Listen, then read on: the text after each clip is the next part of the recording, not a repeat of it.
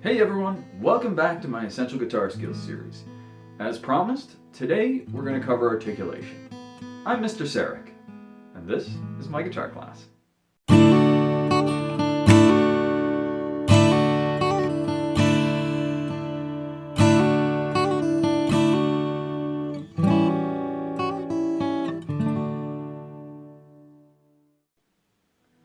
In today's video, we're going to cover these articulations.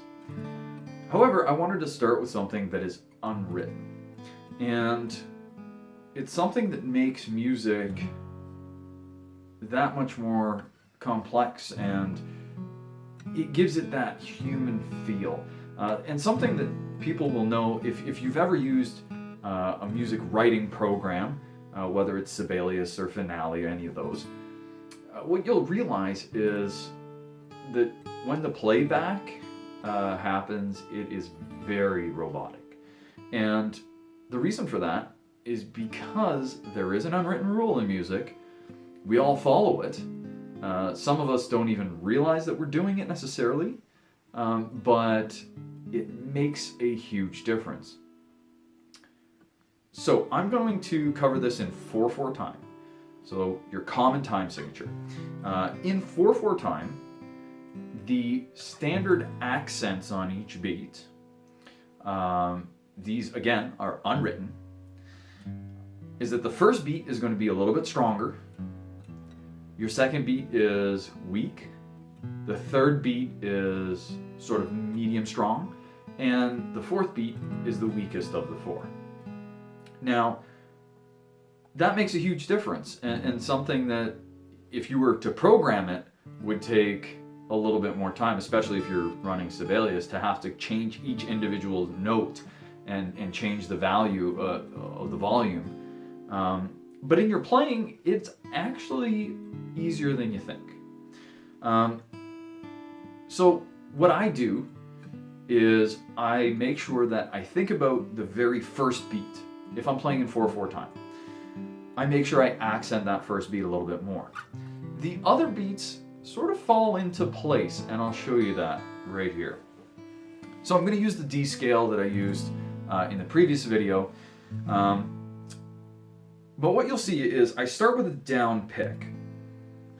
My second beat is going to be an up pick. Now the nice thing is there's going to be a volume change with that either way, because your thumb is heavier than your index finger. There's a lot more weight behind a pick that is down than up. Your index finger is going to give a little bit more, and that's going to make that note slightly quieter, which is perfect, because if we just think about giving the first beat a little bit of extra accent, the rest of the beats should fall in place just by picking down and up. Have a listen.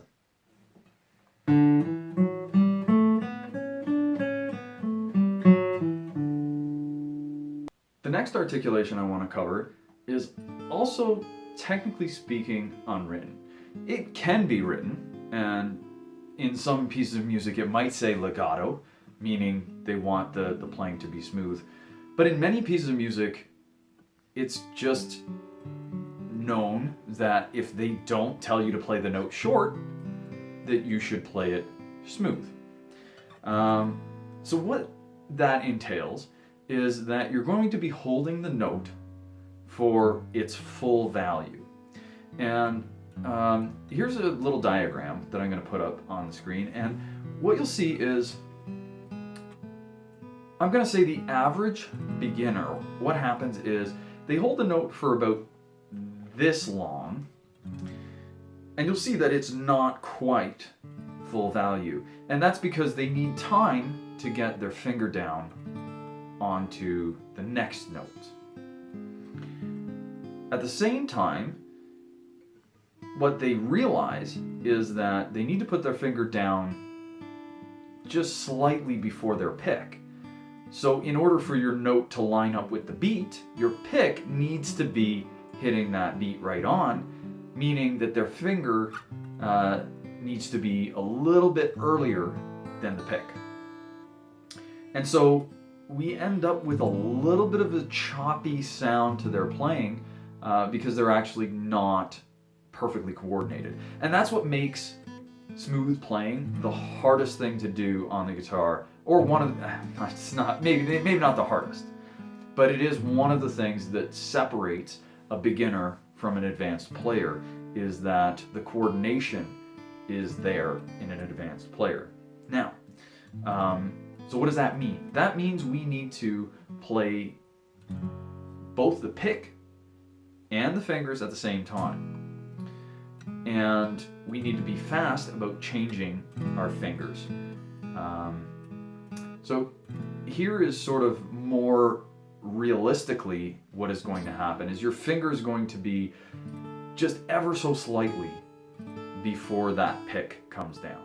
So here is the sound difference that you'll hear. Here's what a beginner would sound like.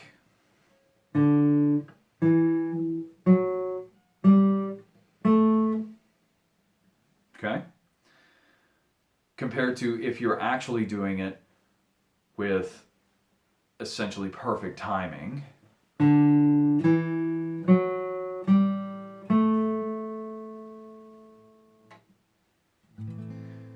So if you haven't seen the picking video or the fingering video, you should probably go back and do that, because there are some tips in order for you to be able to play smoothly at all. But for now, let's continue. The next articulation that I want to talk about is tenuto. Because if you Google tenuto, you might get a definition like this. So you may ask, okay, but if smooth playing means that we want to hold the note for its full value, why would there be an articulation that would tell me to hold it for its full value? Well, tenuto is a little bit difficult in the fact that there are a couple of different meanings for what it can be. And of course, you're not going to see it on every single note. But when you do see a tenuto, it could have two, that I've seen anyway, two separate meanings, most likely to be what you're going to use. The first is that there's going to be a slight accent. Now, this is what a full accent would look like, but if you see a tenuto mark, you want just a slightly higher volume than the rest of the notes around it. However, in music, there's another way to accent it. And actually, if we go back to the screen that I had with the picture with the pick, we could also accent this note by actually cutting into the next note and making it slightly longer, and then in the subsequent notes you're going to catch up to the beat. But by doing that, you are also accenting this note. So a tenuto, more than just smooth playing, it is really more of an accent. So the other part of tenuto, in terms of stretching time a little bit, you might actually see a few tenutos in a row, like so. And what that would mean is that really you're accentuating the start of this particular scale by slowing down there, and then you're going to catch up. So here's what that would sound like.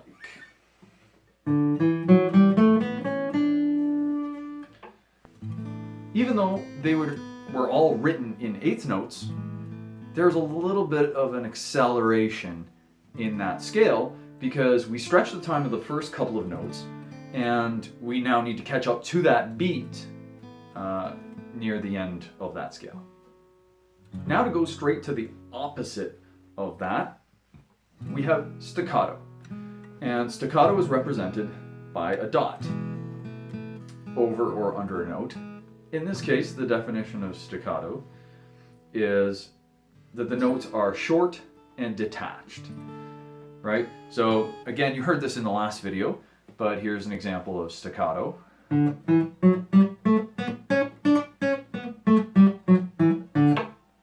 Now I wanted to go over a couple of different ways to play staccato. Because you're detaching the notes, what you're doing is stopping the string. Now you can do this with the right hand, or you can do this with the left hand. In the case of a scale that is up in position, each note is held down by a finger. So what that makes it really easy to do then is to just lift your finger up, but keep your finger touching the string. So the second the string leaves the fret, the note will stop playing. The other way that you could do staccato is with your right hand. Now, as I said before, your right hand is sitting on the strings, but we can actually lift it up just a little bit where we're about to play. Let's say we're playing on the third string here. We lift it up just a hair, just enough to let the third string ring, and then we could cover it with our right hand.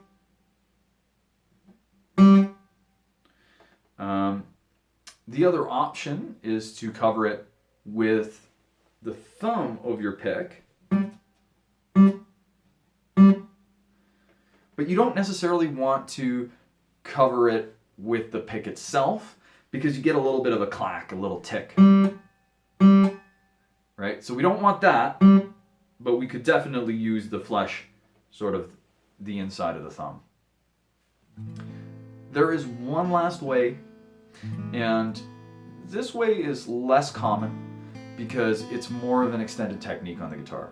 I'm sure that a lot of you have already heard of this. It's called palm mute. So what you can do is use palm mute to essentially make staccato notes, but be warned, it does sound much, much different than if you were to do either of those two methods. Here's what that would sound like. If you put your palm mute down,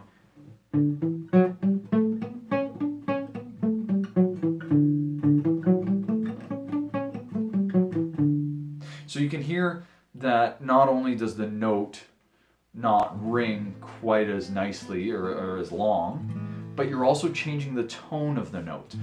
So just be aware of that. This is going to be a very stylistic choice depending on what you really want out of that section of music. So as I said earlier, this is a regular accent. So you're going to put a little bit more stress, a little louder volume on this particular note. But the thing is, you can combine a lot of these together to create different articulations. So you can combine a regular accent with a staccato. So that means you're going to go up in volume, but you're also going to make that note short and detached. You could add a tenuto.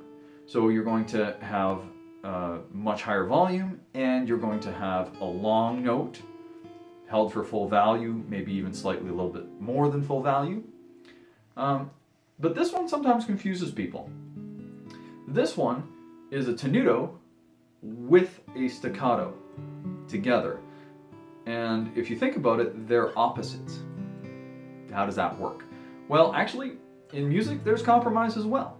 So if you see both of these together, what it's saying is that it wants a slightly longer staccato, but not being held quite for full value. So here's what this would sound like.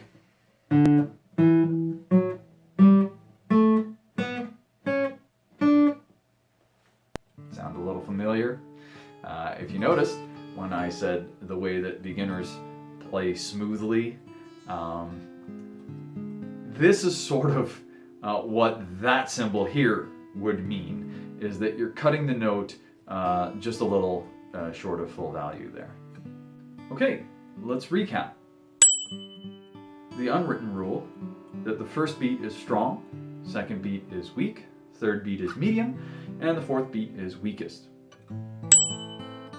The unwritten rule that if it doesn't give you any articulation, chances are you should be playing this smoothly.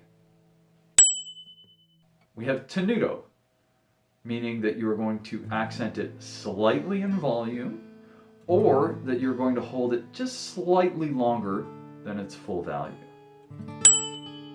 Staccato.